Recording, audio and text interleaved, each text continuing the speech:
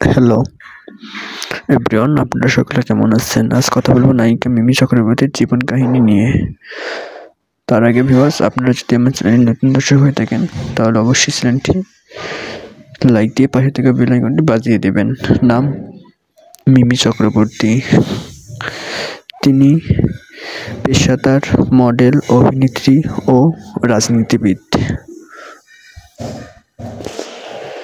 জন্ম তারিখ 11 ফেব্রুয়ারি 1989, বয়স 2019-এর মতো, 30 বছর।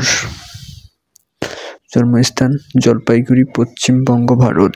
তিনি ভারতে জন্মগ্রহণ করেন। উচ্চতা 5 ফুট 5 ইঞ্চি, ওজন 55 কেজি।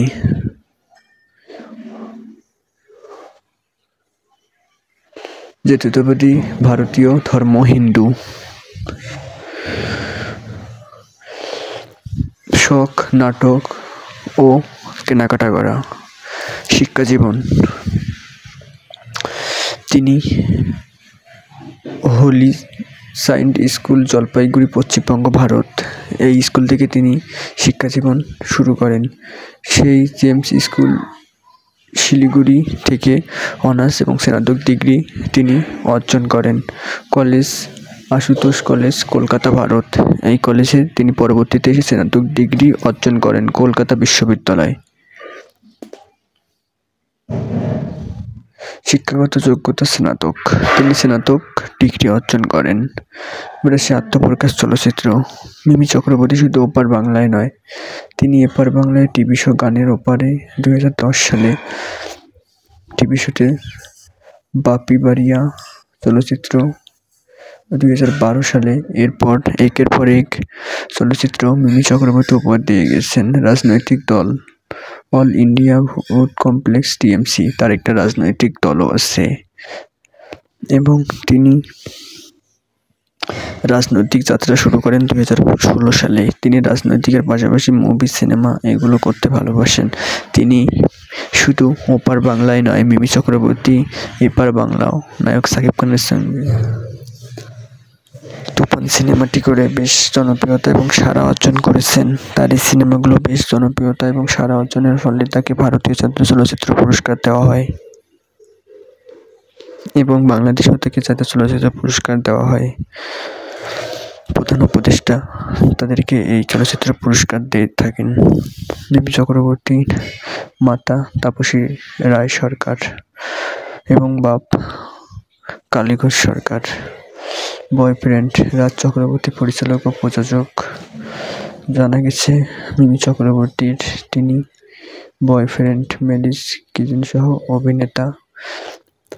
অজানা তথ্য, তিনিও একজন অভিনেতা। মিমি চক্রবর্তীর বয়ফ্রেন্ড। মিমি চক্রবর্তী পশ্চিমবঙ্গের জলপাইগুড়িতে জন্মগ্রহণ করেছিলেন এবং বঙ্গবন্ধু প্রদোষ দেওয়ানিতে লালিত পালিত হয়েছিলেন, কিন্তু পরে তিনি জলপাইগুড়িতে ফিরে আসেন। তিনি মডেল হিসাব তার কেরিয়ার শুরু করেছিলেন। তিনি ফেসিমা মিস ক্যালকাটা মুভির মাধ্যমে আত্মপ্রকাশ করেন। 2011 সালে তিনি সেরা অভিনেত্রীর জন্য টেলি সম্মান অ্যাওয়ার্ড এবং বিশ্ব বাংলা রাইজিং স্টার অ্যাওয়ার্ড জিতেছিলেন। 2016 সালে তিনি সেরা অভিনেত্রীর জন্য কলকাতা ডিজাইনার অ্যাক্টর অ্যাওয়ার্ডও পেয়েছিলেন। তার জীবনে অনেকগুলো অর্জন রয়েছেন। 2012 সালের লোকসভা নির্বাচনের গুলিতে মিমি পশ্চিমবঙ্গের যাদবপুর আসন থেকে বিজেপির অনুপম হাজারবাগ ভোটে পরাজিত হয়েছিলেন। বাড়ি আপনারা আমার স্ক্রিনে দেখতে পাচ্ছেন, এটি হচ্ছে মিমি চৌধুরীর বাড়ি। তার কলকাতায় একটি বাড়ি রয়েছেন। সম্পত্তি, মিমি চৌধুরী প্রায় অনেক সম্পত্তির মালিক, প্রায় অনেকগুলি সম্পত্তির মালিক তিনি। তার এই সম্পত্তির হিসাব তার কাছে চাইলে তিনি সাংবাদিকদের এই কথা বলেন না। গাড়ি আপনারা আমার স্ক্রিনে যে দেখতে পাচ্ছেন BMW গাড়িটি, এটি হচ্ছে মিমি চক্রবর্তীর গাড়ি। তিনি এই গাড়িতে চড়েই ঘোরাফেরা করেন।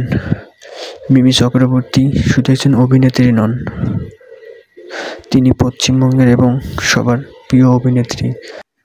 হ্যালো এভরিওয়ান, আপনারা সকলে কেমন আছেন? আজ কথা বলবো নায়িকা মিমি চক্রবর্তীর জীবন কাহিনী নিয়ে।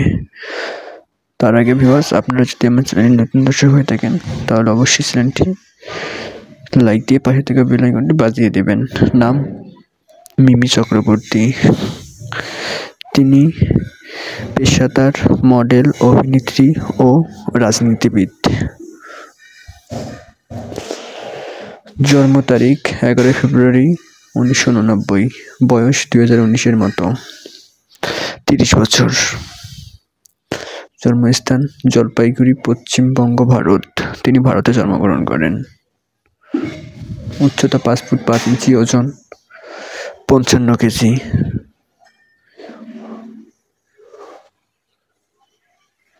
জাতীয়তাবাদী ভারতীয়, ধর্ম হিন্দু।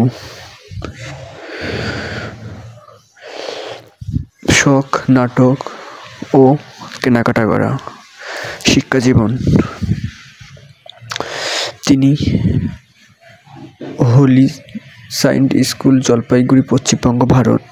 এই স্কুল থেকে তিনি শিক্ষা জীবন শুরু করেন।